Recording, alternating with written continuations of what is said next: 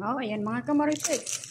So, na ang cravings ko kahapon. Di ba? Ang sabi ko, parang gusto ko ng corned beef na may maraming patatas, sibuyas. Siyempre, lagyan natin bawang. Kasi kasama din to sa pampalasa or pampasarap niya.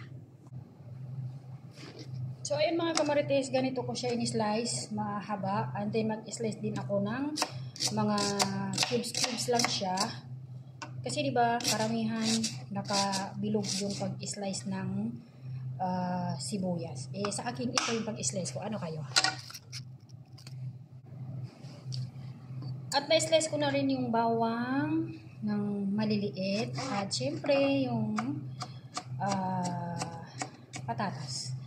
Cubes din ang pag-slice ko niyan. Syempre, kung ano yung nakikita natin na luto sa corned beef, ganun din ang gagayahin ko. Kasi ito na yung cravings ko ngayon, mga kamarites. For today's video, hey, samahan nyo ako. Siyempre, kaya tayo nag-video para kasama kayo sa cravings ko. Ewan ko lang kung hindi din kayo mag-crave ko. So, okay na. Ready to cook na tayo.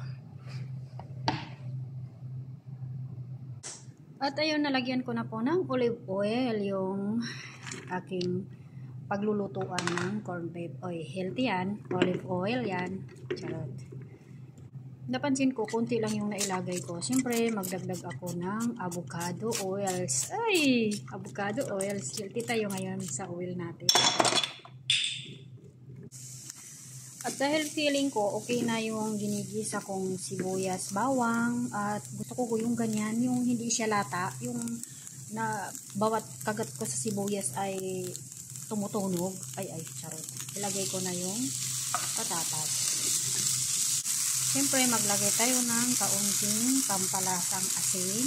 Kasi may lasa na yung corned beef. And then, madaming black pepper. Ayan na. O, diba? Ang daming black pepper ang nilagay ko. Kasi bet ko. Kasi gusto ko. Kayo rin. Gayahin nyo rin. Damihan nyo ng black pepper paglagay. At gusto ko may sipa. Kaya maglagay ako nitong powder. Chili powder. Maanghang yan. Meron kasing chili powder na walang anghang. Parang pampa-seasoning lang. Pero yan, spicy talaga yan. Bigay sa akin ng katulong doon na hindi kinalula. At kung mapapansin nyo, medyo may pagka-dry kasi ayaw ko ng maraming mantika ngayon. For today's video.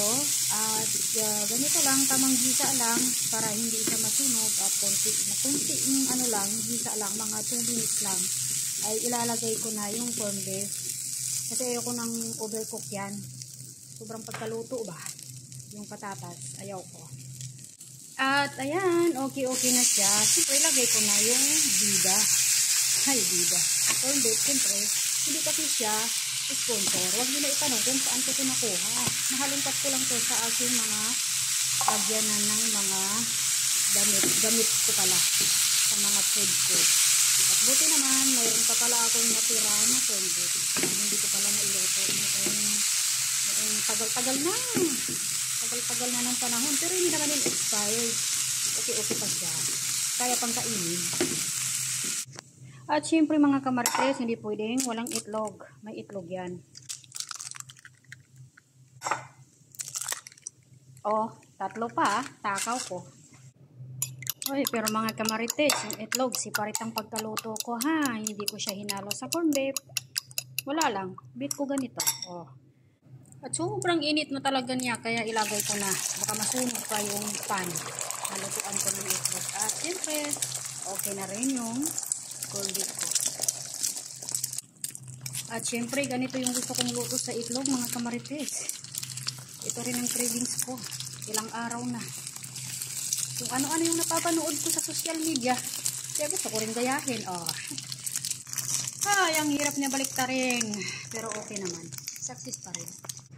At siyempre mga kamarites, luto na lahat. Kailangan ko ng lumamon para lumakas.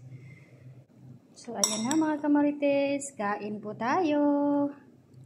Umuusok-usok pa